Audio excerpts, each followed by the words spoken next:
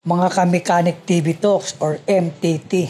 Atin naman pong panoorin at obserbahan ang mga naikwento ni Ms. Maharlika Boljakera sa prayer meeting ng kampo ni Pastor Kibuloy. So wag na po nating patagalin, panoorin na po natin ang video. Mga kababayan, para magpasalamat sa inyo sa pagsama sa atin lahat dito na nagpapahayag ng katotohanan. Itong araw na ito at sa mga susunod na araw ay ang pinakamahalagang prinsipyo na dapat natin ibahagi sa lahat ng Pilipino, ang prinsipyo ng demokrasya.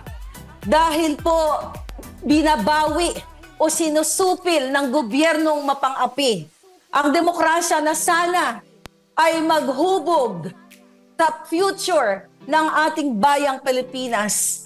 Ang magiging batayan ng pag-unlad at pagkapantay-pantay, kalayaan at hustisya sa ating bayan na binabawi po lahat sa atin ito. Sa panggigipit, hindi lang po kay Pastor Kibuloy, kundi isa po ako sa unang ginipit ng gobyernong ito na sinuportahan ko simula noong 2015 hanggang po sila ay manalo. So sumuporta po ako sa gobyernong Marcos Araneta dahil mga kababayan, sa hindi pa nakakaalam, hindi naman po talaga si Marcos Jr. ang nagpapatakbo ng Pilipinas, kundi ang kanyang ahas na asawa na si Liza Araneta Marcos na siya ang nagdedesisyon kung bakit nagkaletse-letse ang ating gobyerno o ang ating bayang Pilipinas. Tinulungan ko po sila nang walang kapalit na anong halaga dahil naniniwala po ako noon na siya ay dinaya at ang kanyang intensyon ay para talaga sa pagbangon ng Pilipinas. Pero after po ng 2022 election, yung kanya pong laban tungkol dyan na siya daw ay nadaya ay nakalimutan na kasi lingid pala sa kaalaman ng milyon-milyong Pilipino ay nakipagsabwatan ang Marcos at lalo na ang kanyang asawa na si Liza diyan sa Smart Magic. Natakel na po yan ni Atty. Glenn Chong. But anyway, ang gusto ko lang po sabihin sa lahat ng nakikinig ngayon sa buong mundo na huwag po tayong matakot. Alam ko, lahat po tayo ginigipit, lahat ng mga kritiko, lahat ng mga nagpapahayag ng opinyon dahil po tayo ay sukang-suka na sa gobyernong ito na pinangakuan tayong ibangon. Pero ang bumangon po sila lang. Napanood yun naman siguro ang pagbati ng First Lady Ahas sa General Manager ng PCSO na si Mel Robles. Binati po yan noong January 20, noong kanyang kaarawan. Ang sinabi po ng First Lady dyan na milyon-milyon viewers na po. Ngayon yan, ang sinabi ng First Lady sa General Manager niyang operator ng black propaganda na si Mel Robles, sama-sama tayong babangon muli para maging milyonaryo. So, doon po nakita ninyo na hindi natin sila kasama para sa pagbangon ng Pilipinas, kundi sila ay sama-sama para sa pagbangon o pagpayaman nila. So ayun na nga no, mga Kamekanik TV Talks or MTT. Marami makaka-relate dito kay Maharlika Boljakera kasi pag solid supporter ka nga naman, tapos yun ang manggigipit sa'yo. Siyempre, masakit yun sa'yo, di ba? Number 1 ka na supporters. Solid ka na supporters. Kaya nga Marcos loyalist yan siya. Solid yan talaga si Maharlika Boljakera na ngayon naman, number 1 critics na nga. Dahil ayon sa kanya, ginigipit na rin siya ng gobyernong ito. So, tuloy natin yung video, no? Ito na. Yan po yan. Sa mga nakakapanood po ng aking vlog everyday, ang gobyernong ito ay kasabwat ng mga masasamang elemento katulad na lamang po ng smuggling. Paulit-ulit ko pong sinasabi sa taong bayan at dito ngayon sa harap ninyo sa libo-libo at milyong taong nakikinig all over the world na si Liza Marcos at si Bongbong Marcos ay kasabwat ng smuggler na si Michael Ma. Bakit ko po sinasabi yan mga kababayan?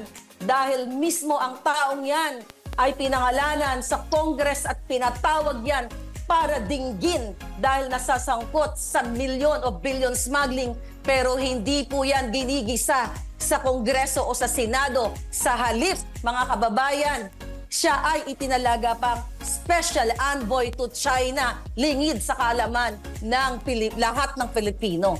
So akalain nyo mga kababayan na may presidente kayo, may first lady kayo, nakasabwat ang mga smugglers?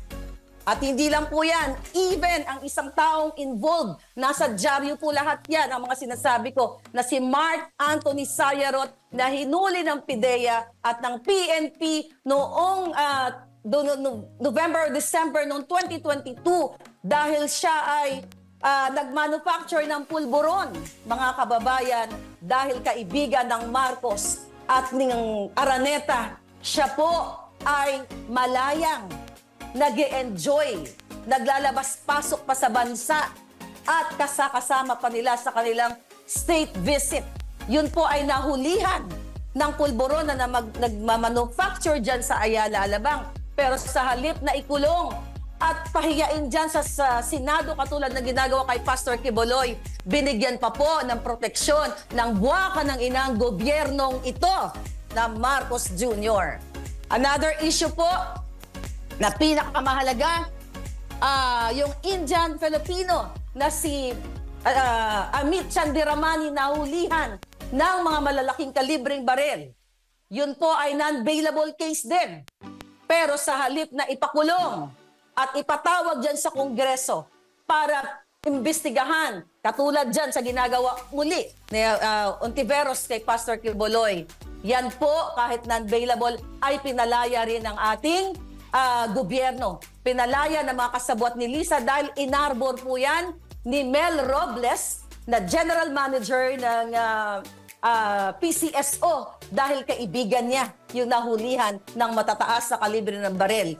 Ulitin ko po muli, confirm po yan. Dahil mismo na may kaibigan ako sa PNP, tinawagan ko kung totoo ba. At kaya ko po yan tindigan sa kahit saan ako ipatawag. But mga kaibigan, ang gusto ko lang po mga kababayan, na marating nating lahat ay magsama-sama tayong lahat na mag-express ng ating saloobin, ng ating opinyon, ng ating pagdismaya sa gobyernong ito sa kanya mga pinangako noong siya ay nangangampanya pa lang. Nabudol po tayo. Kaya po tayo sumuporta dahil nangako siyang tayo ay ibabangon sa kahirapan. Tayo ay bigyan ng mga oportunidad, tulungan ng mga mahihirap para magkaroon ng trabaho. Pero paano naman po kayo magkaroon ng trabaho kung bilyon-bilyon po ang ninanakaw nila sa Kongreso at sa iba't ibang ahensya ng gobyerno, katulad na nga lamang sa smuggling at kung ano-ano pang pagnanakaw sa iba't ibang ahensya, napupunta po sa kanila ang pera.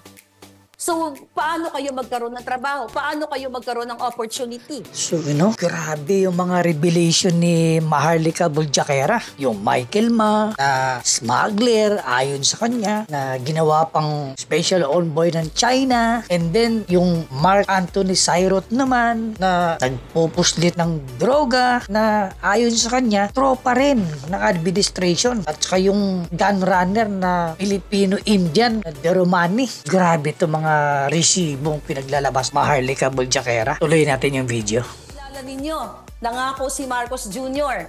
na sinasabi niya na kapag siya ay naupo, ang mga OFW ay malilimitahan na ang pag-a-abroad dahil pauuwiin na sila at bibigyan ng opportunity, bigyan ng mga livelihood programs and trainings at ang pag-a-abroad lamang ng mga Pilipino ay choice na lang.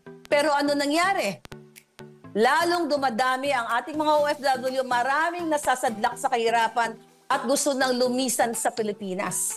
So tayo po dito mga kababayan, hindi like ako, simula pa pong Agosto 2022, ako po ay nagsalita na dahil sa nakita kong pang-aabuso ni Lisa Marcos, ni Marcos Jr. sa hindi lang sa taong bayan, kundi sa kanilang mismong mga kaibigan. Katulad na lamang doon sa issue ni Attorney Vicky Rodriguez. Pero hindi ko napabahabay dahil alam nyo na yan, mga kapalangga. So dito ako nagsimulang magsalita, mga kababayan, yung hindi pagtupad sa pangako para sa taong bayan at yung smuggling, sibuyas, bigas, asukal, dun po ako lahat naggalit dahil hindi ito yung pinangako sa atin. Ako po ay umuwi ng Pilipinas 2 beses during the campaign.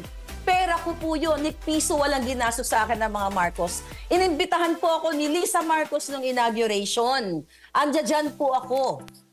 Nakita ko po nung May 9 during the counting.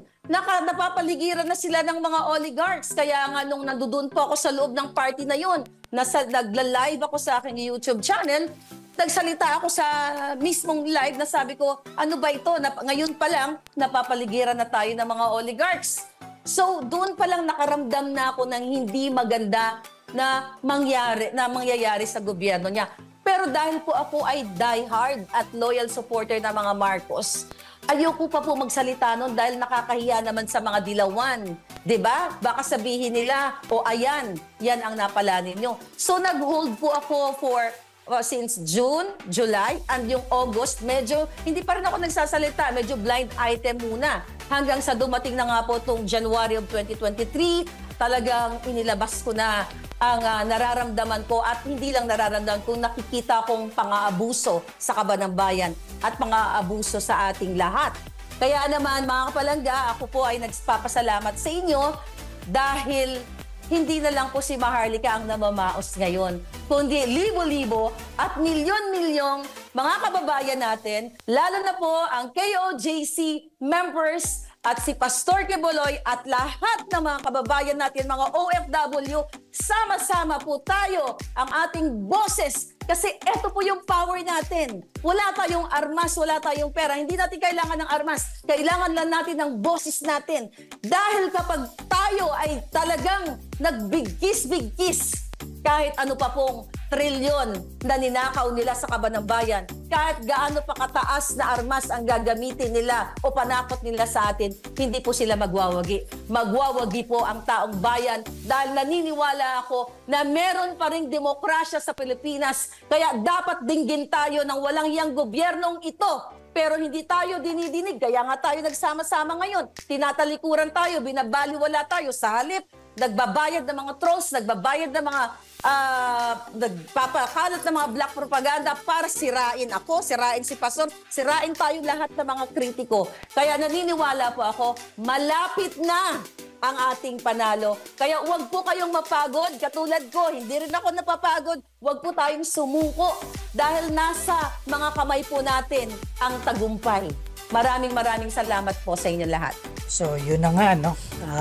Sa kwento, napakahirap talagang mangako na hindi mo kayang tuparin dahil marami talaga ang madidismaya. Gaya ng mga rally ngayon na nagsusulputan, di ba? Nag-umpisa sa Davao, doon kina Duterte, and then napunta sa Cebu, and then ito na ngayon sa Manila na. Kaya sa tansya ko, mukhang magtuloy-tuloy pa talaga ito mga Kamikanik TV Talks. So, tabayanan natin kung anong pang mga pangyayaring sa atin dito sa Pilipinas. So, God bless po sa ating lahat.